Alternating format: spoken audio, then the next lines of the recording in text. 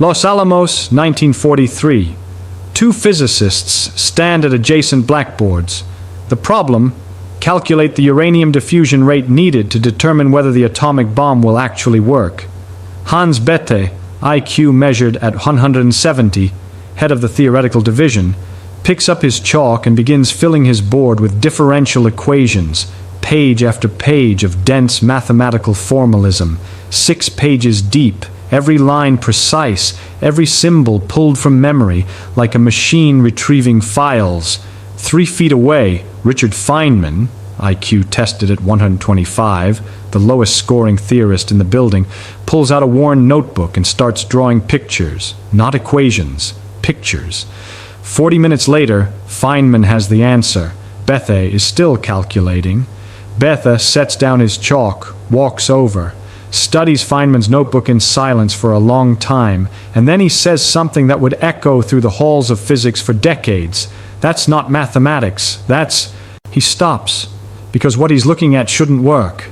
It violates every principle of how high intelligence problem solving is supposed to function. The notation is wrong. The format doesn't match Schrödinger. The approach breaks every rule Bethe learned at Cambridge. Yet the answer is correct, more than correct. It's elegant, cleaner than anything Bethe's 6 pages produced. And the method Feynman used, documented across 47 notebooks from MIT to his death, would let him consistently beat physicists with IQs 50 points higher than his. Not once, not occasionally, consistently, for 4 decades. By the end, you'll know the exact system he used, the 4 principles that made 125 IQ the most dangerous mind in 20th century physics. But first, you need to see why everything you've been told about intelligence is measuring the wrong thing entirely. The education system built a monument to IQ. Schools track students by standardized test scores. Corporations use SAT and GRE results as intelligence proxies. Mensa memberships become LinkedIn credentials. Graduate programs reject candidates who score below arbitrary cutoffs. Tech companies design algorithmic interviews that correlate with one thing: pattern recognition speed. The underlying assumption is so deeply embedded that no one questions it anymore. Higher IQ equals better problem solving. Then the data arrives. Feynman's IQ of 125 sits barely above average for physicists at Los Alamos, where the mean was 150. His own sister Joan, also a physicist, scored higher. 5 of his Princeton colleagues had documented IQs above 160. John von Neumann, who Feynman worked alongside daily, tested at 190, the highest score ever recorded at the Institute for Advanced Study. Yet when the Nobel Committee awarded the 1965 Physics Prize, they didn't cite von Neumann's contributions. They didn't honor the 180 IQ mathematicians who worked the same problems Feynman worked. They cited Feynman's path integral formulation. The man with the lowest IQ in the room produced the breakthrough that changed physics forever. Something was fundamentally broken about the measurement system, and this changes everything about how you approach learning, interviews, and career advancement. IQ tests measure one cognitive skill, while breakthroughs require a completely different one. Schools don't teach Feynman's method because it exposes an uncomfortable truth. What standardized tests reward has almost nothing to do with what creates original thinking. The proof comes from documented competitions where Feynman and high IQ physicists attacked identical problems, same equations, same constraints, opposite approaches, and in every recorded case, the pattern reveals why you've been optimizing for the wrong metric your entire academic life. This is why you freeze in technical interviews despite knowing the material. You memorized algorithms. The interviewer changes one constraint. Your mental model collapses. This is why credentials don't guarantee problem-solving ability. The PhD who aced qualifying exams can't generate novel research questions. This is why high IQ people plateau while others break through. Pattern recognition speed hits a ceiling. Pattern creation ability doesn't. Feynman optimized for the second, and the method is documented in sources anyone can access. Surely you're joking, Mr. Feynman. his Nobel lecture, the Feynman lectures on physics, the Rogers Commission testimony, but here's what doesn't make sense. If the method is published, sitting on bookshelves, available in libraries, quoted in hundreds of articles, why doesn't everyone use it? Because it contradicts the industrial model of education. Schools need standardization. Feynman's method requires customization. Tests need scalability. Feynman's approach demands depth. The system needs you to believe intelligence is fixed, because that justifies sorting students into tracks, ranking them by scores, filtering them through cutoffs. Feynman proved intelligence is a method, and if that's true, it would require completely rebuilding how institutions operate. They'd rather keep measuring the wrong thing. To understand how a 125 IQ physicist consistently outsmarted the highest tested minds of his generation, we need to see what actually happened when they faced the same problem, with the same constraints, under the same pressure. And what Feynman did next wouldn't just solve the uranium problem, it would expose why everything about IQ testing is backward. The Manhattan Project had hit a calculation bottleneck. The theoretical division needed diffusion calculations, fast. The atomic bomb's viability depended on understanding how uranium isotopes would separate through gaseous barriers, and the math was brutal. Beth assigned the problem to his team. Physicists with credentials from Princeton, Cambridge, MIT, the best trained minds the Allied powers could assemble. They approached it the way high IQ problem solvers are trained to approach everything. Step 1. Retrieve the relevant equations from memory. Step 2. Apply the standard mathematical framework. Step 3. Solve through symbolic manipulation. This is what every elite education optimizes for: speed of retrieval, precision of application, depth of memorized formalism. Beth, who could multiply 4-digit numbers in his head without pausing, used this method. It worked. It just took 6 hours. Feynman looked at the same problem and made a decision that defied conventional intelligence. He refused to use the standard approach. As documented in "Surely You're Joking, Mr. Feynman," he didn't start with equations. He started with pictures, physical representations of uranium atoms diffusing through barriers. He drew the motion, visualized how particles would actually behave, not as symbols on a page, but as physical objects moving through physical space. Then, and this is the detail that changes everything, he invented his own mathematical notation to describe what he was seeing. Not borrowed, invented. A new symbolic language, built from scratch, designed specifically for this one problem. No textbook contained it. No professor had taught it. It emerged from Feynman's need to describe what his pictures were showing him. The calculation took 40 minutes. When Beth saw the method, he initially thought Feynman had made a mistake. The notation looked wrong. It didn't follow Schrödinger's equation format. It didn't resemble any standard mathematical framework Beth recognized. But the answer matched. Beth tested it on a harder problem. Feynman's method was faster again, and again, and again. What looked like a trick was actually a system, and the system exposed something that IQ tests completely miss. Here's the distinction that matters. IQ tests measure how quickly you recognize existing patterns. Can you see that 2, 4, 8, 16 follows a doubling rule? Can you identify which shape completes the sequence? Can you spot the relationship between variables? That's pattern recognition speed, and it's what every standardized test in the world is built to measure. Feynman's method optimized for something entirely different: pattern creation. When you face a problem with no existing template, no textbook solution, no memorized framework, no professor's example to follow, pattern recognition fails. You reach into your memory and find nothing.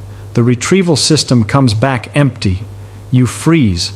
Pattern creation is the ability to build a new framework from scratch, to look at a problem no one has solved and construct your own way of understanding it. This wasn't about being smarter, it was about cognitive architecture. Think of it like computers. High IQ physicists had better RAM, faster memory retrieval, quicker symbolic processing, larger capacity for storing and accessing known solutions. Feynman had a better compiler, the ability to reconstruct understanding from first principles every single time, regardless of whether a template existed. In stable domains where templates exist, RAM wins. The person who memorized more solutions solves known problems faster, every time. In novel domains where you're solving unprecedented problems, the compiler dominates, because there's nothing to retrieve. You have to build. The Manhattan Project was entirely novel. No one had built an atomic bomb before. Existing physics templates didn't fully apply. The problems were unprecedented, and Feynman's method worked precisely because it didn't depend on inherited models. But here's where this principle reaches directly into your life. Because this, reconstruction over memorization, applies to why you fail technical interviews in 2024. When you're preparing for system design questions, you memorize patterns. Load balancer goes here, cache goes there. Database sharding uses consistent hashing. You study architecture diagrams until you can reproduce them from memory. Then the interviewer changes one requirement. Your memorized template breaks. The constraint doesn't fit the pattern you stored. You freeze. Not because you're not smart enough, because you optimize for the wrong cognitive skill. Feynman's approach: don't memorize the architecture. Rebuild it from scratch every time based on the constraints. Understand why the load balancer exists, what problem it solves, what happens if you remove it, what changes if the traffic pattern shifts. When the constraint changes, your understanding flexes. You adapt. You create a new architecture that fits the new requirements. The template memorizer fails. The first principles rebuilder adapts. This is the competitive advantage that IQ tests don't measure, and it's entirely learnable because it's not about intelligence, it's about method. But the Los Alamos calculation was just the beginning, because Feynman would face a competition that exposed the IQ myth even more dramatically, a direct race against the fastest mind in quantum physics. And the result would contradict everything the scientific establishment believed about how genius works. Princeton, 1941. Richard Feynman is a 23-year-old graduate student. His advisor, John Wheeler, gives him a problem that would define his career: develop a new formulation of quantum electrodynamics. The existing approach, based on Schrödinger's wave equation, has deep mathematical inconsistencies. The equations produce infinite values where finite answers should exist.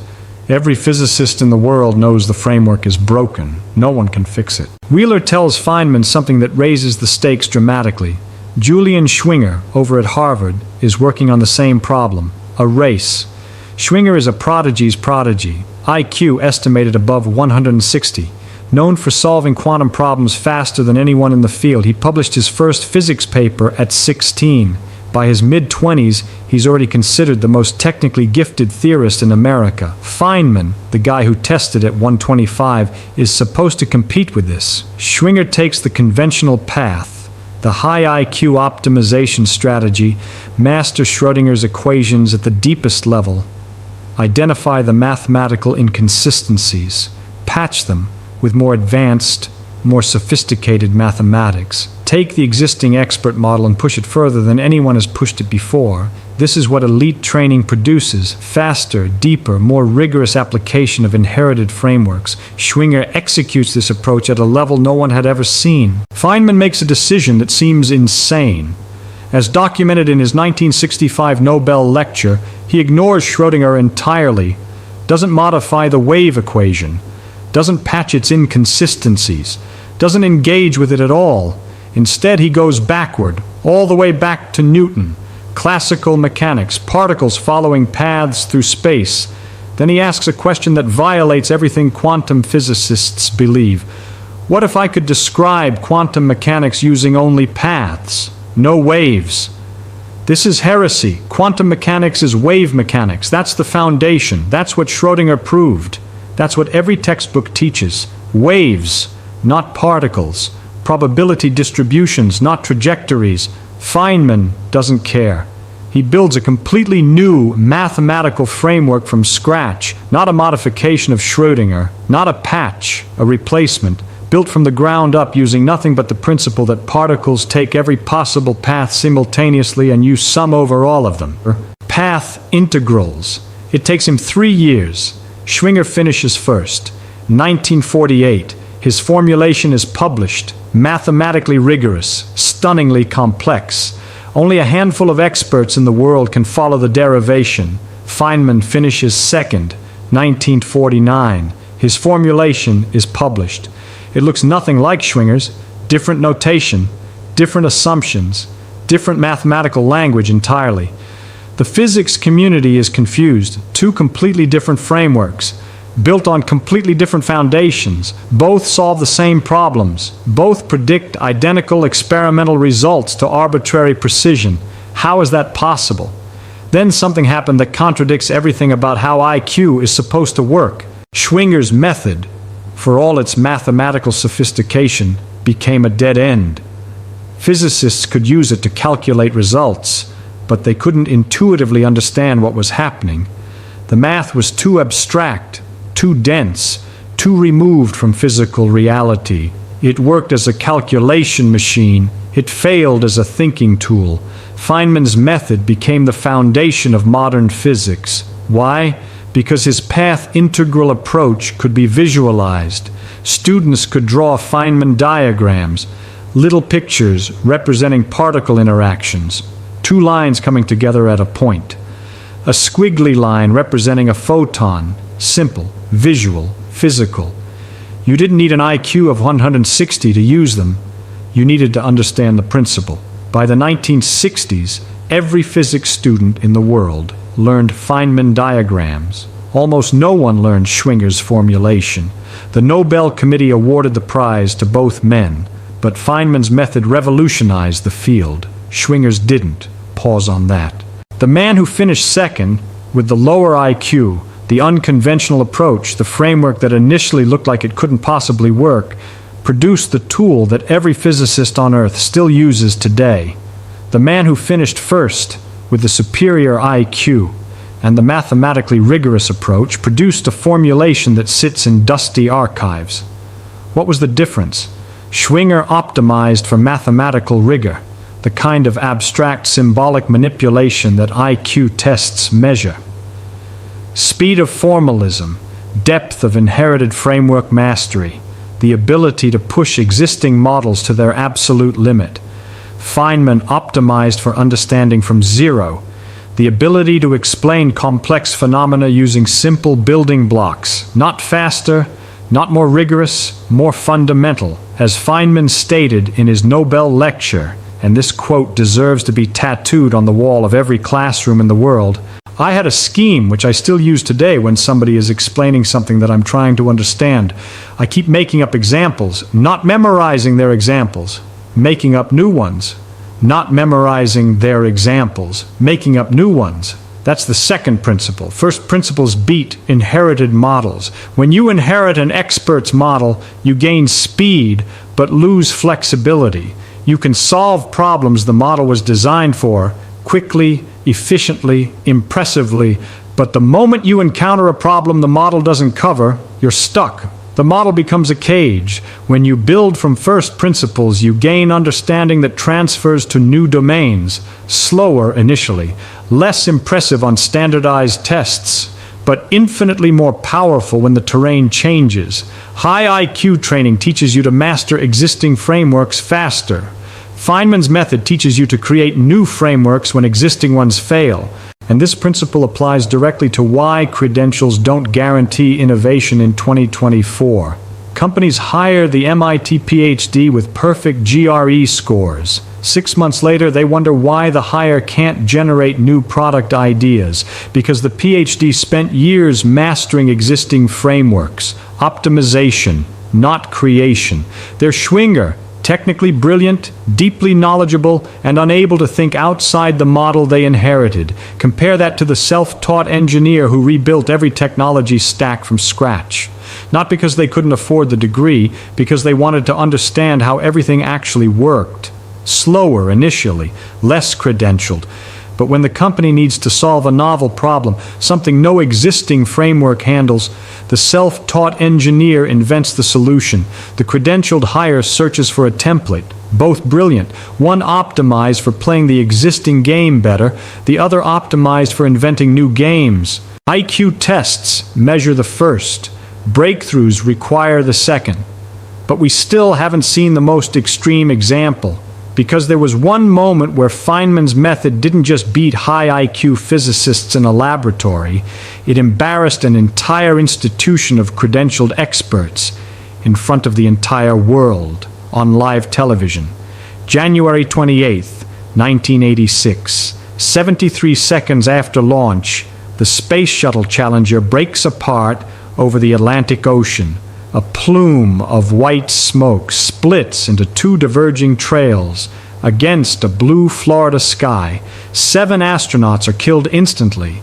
The nation watches it happen live. NASA convenes the Rogers Commission to investigate. The commission reads like a who's who of American technical achievement: Neil Armstrong, test pilots, aerospace engineers, retired generals, the highest credentialed minds the government can assemble in one room. They begin the investigation the way institutions always do. Request reports, review documentation, hold formal hearings. NASA engineers present data, charts, statistical models, probability calculations, reliability analyses. Thousands of pages demonstrating that the O-ring seals on the solid rocket boosters were within acceptable safety margins. The engineers presenting this data have PhDs from MIT, Caltech, Stanford. Their analysis follows rigorous methodology. Their credentials are beyond reproach. Richard Feynman, now 67 years old, is appointed to the commission. He has no aerospace engineering credentials. He's a theoretical physicist. His expertise is particle interactions and quantum field theory, not rocket engines, not solid fuel boosters, not O-ring seals. The other commission members expect him to defer to the experts, to read the reports, to ask polite questions during hearings, to trust the institutional process. Instead, Feynman makes a decision that would expose the entire credential system for what it is. He ignores the reports. As documented in What Do You Care What Other People Think, Feynman does something no one on the commission considers doing. He leaves the hearing room, goes to the NASA hangars, and talks to the actual engineers who built the O-rings, not the managers, not the PhDs presenting to the commission, not the executives with polished slides and statistical models, the mechanics, the people whose hands had touched the rubber. He asks basic questions, the kind of questions that 125 IQ is supposedly too low to know, are important. What temperature was it the night before launch? How do rubber O-rings behave in cold weather? The mechanics tell him something the official reports didn't contain, something that had been filtered out through layers of management review, institutional politics, and statistical abstraction. The O-rings become brittle in freezing temperatures. It was 36 degrees at launch, the coldest shuttle launch in history. Feynman gets a glass of ice water and a small piece of O-ring material, that's all. Ice water and rubber. During the next televised commission hearing, cameras rolling, the nation watching, NASA engineers in the middle of presenting complex statistical models demonstrating system reliability, Feynman drops the O-ring into the ice water. He waits, he pulls it out, squeezes it between his fingers. The rubber doesn't spring back. It stays compressed, deformed, dead. He holds it up to the camera. I discovered that when you undo the clamp, the rubber doesn't spring back. It stays the same dimension. In other words, for a few seconds at least, there is no resilience in this particular material when it is at a temperature of 32 degrees. The room goes silent. Months of credentialed analysis, thousands of pages of reports, hundreds of hours of expert testimony, destroyed with a glass of ice water and a piece of rubber by a 67-year-old physicist who had no business being on the commission in the first place. But here's what most accounts leave out. The NASA engineers in that room knew exactly what had happened. They'd been reporting O-ring concerns for years. Internal memos documented the risk. Engineers at Morton Thiokol, the company that manufactured the boosters, had explicitly warned against launching in cold weather the night before. The data was there, the truth was there, but the official reporting process filtered it. Management layers smoothed the warnings into acceptable risk assessments. Statistical models abstracted away the physical reality. the simple, brutal fact that cold rubber doesn't bounce back. Feynman bypassed the entire system. He didn't analyze the abstraction. He tested reality directly. This is the third principle. Direct observation beats abstraction. High IQ training teaches you to trust models, trust data, trust expert reports, trust the institutional process. And when the institution is functioning correctly, that works. But when the model contradicts reality, when the statistical analysis says the O-rings are safe, but the rubber is sitting in a glass of ice water, refusing to spring back, the model is wrong. Always. As Feynman wrote in his appendix to the Rogers Commission report, in a passage that NASA fought to suppress, for a successful technology, reality must take precedence over public relations, for nature cannot be fooled. Not might take precedence, must. This wasn't about Feynman being smarter than NASA's PhDs. It was about method. They optimize for credential-approved analysis and the kind of rigorous, peer-reviewed, institutionally sanctioned thinking that high IQ enables you to do faster and better. He optimized for physical truth. They abstracted. He observed. They trusted institutional processes. He trusted experiments. And the method worked, because reality doesn't care about IQ scores. Nature doesn't check your credentials before deciding whether rubber bounces back in freezing weather. Now apply this to every domain in 2024. You're evaluating a startup's pitch deck. Beautiful slides, impressive financial projections. The founder has an MBA from Stanford, IQ probably 140 plus. The market analysis is rigorous. The competitive landscape is thoroughly mapped. Everything looks credentialed and polished. Feynman's method: ignore the deck, talk to their actual users, ask basic questions. Does the product work? Do people pay for it? What happens when you remove the fanciest feature? The credential worship approach trusts the abstraction, the pitch deck, the financial model, the founder's pedigree. The Feynman approach tests reality directly. Which method catches fraud? Which method identifies actually valuable companies? Which method separates the statistical models from what's really happening on the ground? The direct observation wins every time, because markets, like nature, cannot be fooled by credentials. But there's one more competition that reveals the deepest layer of why IQ is a trap. And this one doesn't take place in a government hearing room or a weapons laboratory. It takes place somewhere far more dangerous to the credential myth. A classroom. Caltech, 1961. Richard Feynman starts teaching undergraduate physics. His colleagues in the department are among the highest IQ physicists in the world, many with measured scores above 160. They've been teaching quantum mechanics for years using the standard approach. Start with the mathematical formalism, derive the wave equation, define the operators, show applications through problem sets. Students struggle, dropout rates are high, course evaluations are brutal. The professors arrive at a comfortable conclusion. The students aren't smart enough for quantum mechanics. Feynman is assigned the introductory course, and he makes a decision that horrifies his high IQ colleagues. He refuses to use the standard curriculum. Instead, as documented in the introduction to the Feynman Lectures on Physics, he starts from zero, not zero mathematical knowledge, zero assumptions about what students should already know. He strips away every prerequisite, every expected background, every "you should already understand this" that his colleagues use as a filter. He asks himself one question: if I had to explain quantum mechanics to someone who had never taken a physics course in their life, what would I say?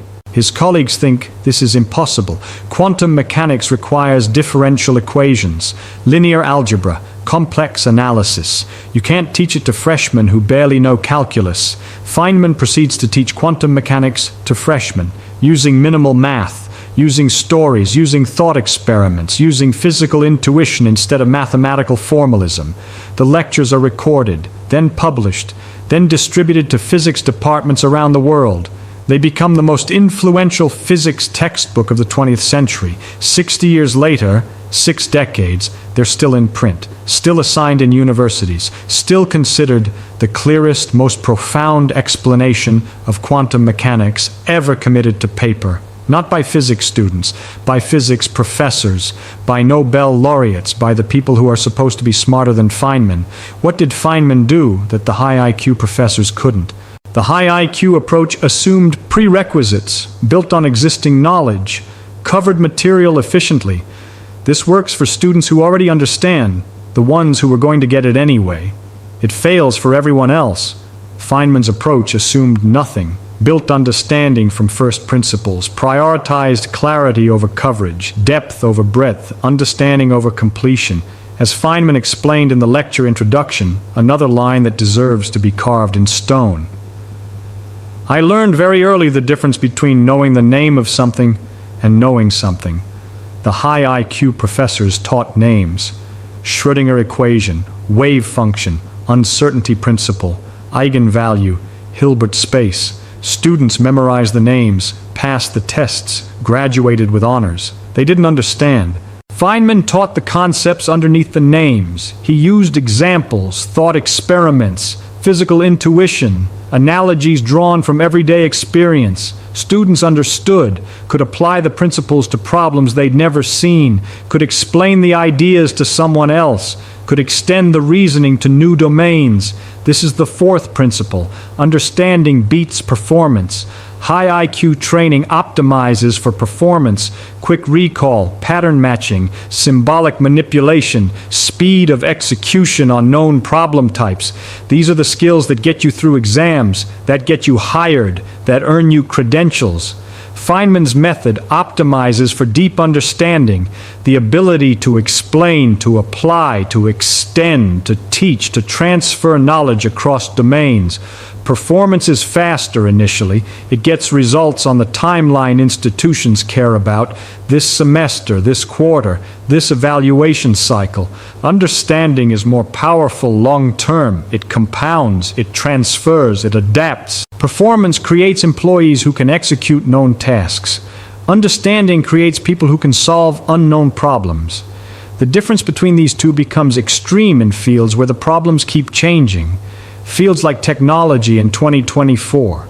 You're learning a new programming framework. The high IQ approach, memorize the API, copy stack overflow solutions, pass the certification exam, you're productive in 2 weeks. Impressive. Then the framework releases a major update. Your memorized patterns are obsolete. The API changed. The architecture shifted. You have to start over. Feynman's approach. Understand why the framework exists, what problem it was built to solve, how the internal architecture works, what design decisions the creators made and why they made them. Slower initially. You're not productive in 2 weeks, maybe not in 4. But when the framework updates, you understand the changes because you understand the principles they're built on. When you switch to a different framework entirely, the core principles transfer. When you need to build something the framework doesn't support, you can extend it because you understand what's underneath. This is why self-taught developers so often outperform computer science PhDs in rapidly evolving domains.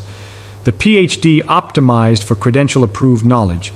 The curriculum, the textbook, the exam, the self-taught developer optimized for first principles understanding, building, breaking, rebuilding from scratch.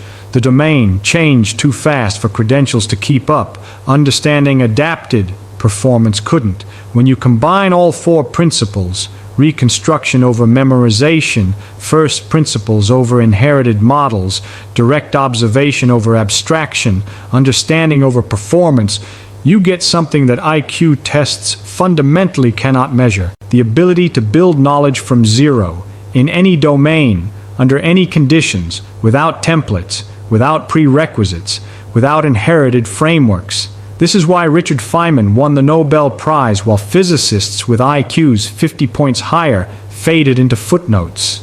This is why he could explain quantum mechanics to freshmen when professors with 180 IQs couldn't make their own graduate students understand.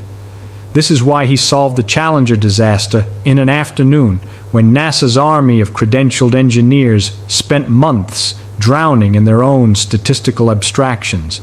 IQ measures pattern recognition speed.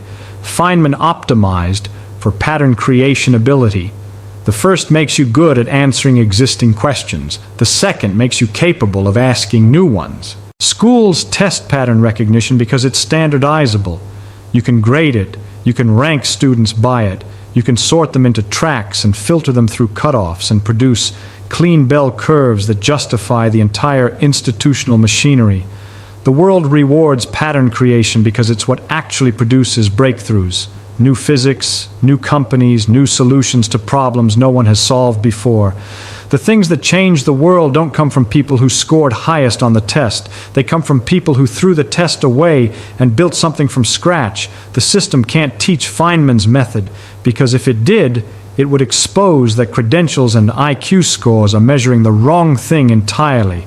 And the institutions that profit from the measurement, the testing companies, the universities, the corporations that use scores as filters, would have to admit that their entire sorting mechanism is broken. They'd rather keep measuring the wrong thing. As Feynman stated in his Caltech lectures, the most important sentence he ever spoke, the first principle is that you must not fool yourself, and you are the easiest person to fool.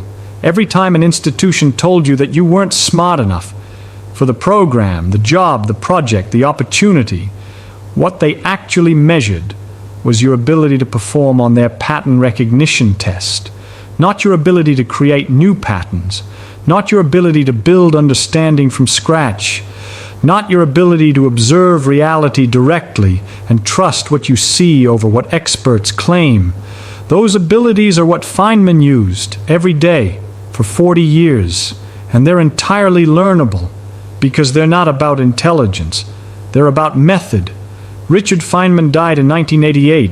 His IQ of 125 never changed, not once in 69 years. But the method he built, documented in 47 notebooks, published lectures, commissioned testimonies, and biographical accounts, outlasted every genius who tested higher, every single one. Because intelligence isn't a fixed number stamped on your brain at birth. It's a system, and systems can be learned, copied, practiced, improved by anyone willing to abandon the credential game and start building from zero. The competitive advantage you've been searching for through degrees, through certifications, through test prep, through memorizing one more framework isn't a higher IQ. It's a different method. The question is whether you'll keep optimizing for pattern recognition speed, the skill that gets you credentials, or start building pattern creation ability, the skill that gets you breakthroughs. One impresses institutions, the other changes the world. Feynman proved which one actually matters. But this method was just one piece of how Feynman operated, because he used another technique for learning complex material faster than people who spent 10 times more hours studying. And what he discovered about memory contradicts everything schools teach about how to retain information. Most people get it completely backward.